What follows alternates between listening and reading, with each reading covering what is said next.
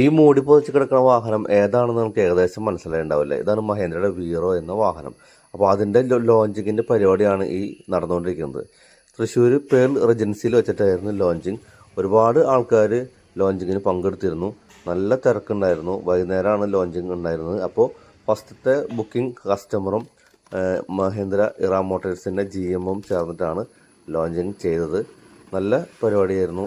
നല്ല രസകരമായ പരിപാടിയായിരുന്നു.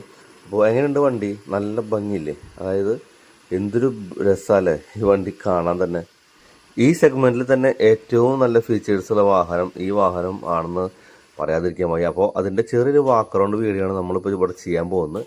ഡീറ്റെയിൽഡ് വീഡിയോ പിന്നെ വരും. അപ്പോൾ മുന്നിൽ നിന്ന് നോക്കുമ്പോൾ തന്നെ പുതിയ ഒരു രൂപം, മഹേന്ദ്രയുടെ ഒരു വണ്ടികളും കാണാത്ത ഒരു രൂപം തന്നെ മുന്നിൽ കൊടുത്തിരിക്കുന്നത്.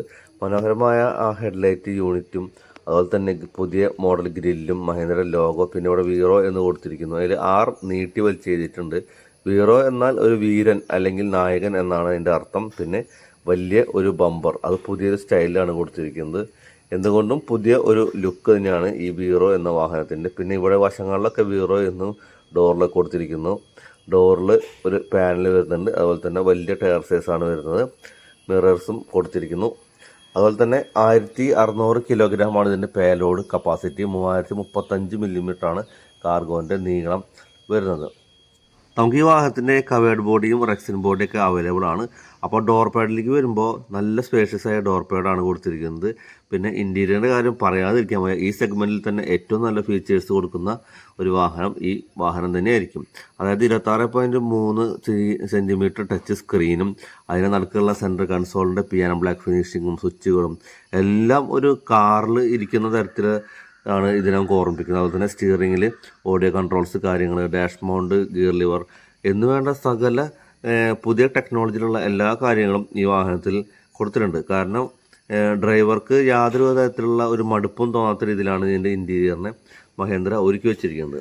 അപ്പോൾ ഈ ഡോറ് തുറക്കുമ്പോൾ നമുക്ക് കാണാൻ പറ്റുന്നത് ഒരു ലക്ഷറി ലുക്കായ ഒരു ഇൻറ്റീരിയർ തന്നെയാണ്. നമുക്ക് ഈ ഒരു ഭാഗം ശരിക്കും ഒരു കാറ് തന്നെയാണ്.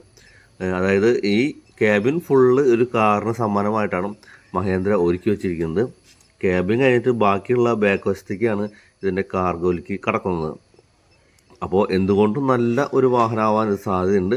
പിന്നെ ഡ്രൈവർക്കും 2 ആൾക്കും എക്സ്ട്രാ ഇതിനകത്ത് ഇരിക്കാൻ പറ്റും. പിന്നെ ഈ സീറ്റൊക്കെ മടക്കിയിട്ട് കഴിഞ്ഞാൽ നമുക്ക് സുഖമായിട്ട് ഉറങ്ങാനുള്ള, വിശ്രമിക്കാനുള്ള ഒരു സംവിധാനം മഹേന്ദ്ര കൊടുത്തിട്ടുണ്ട്.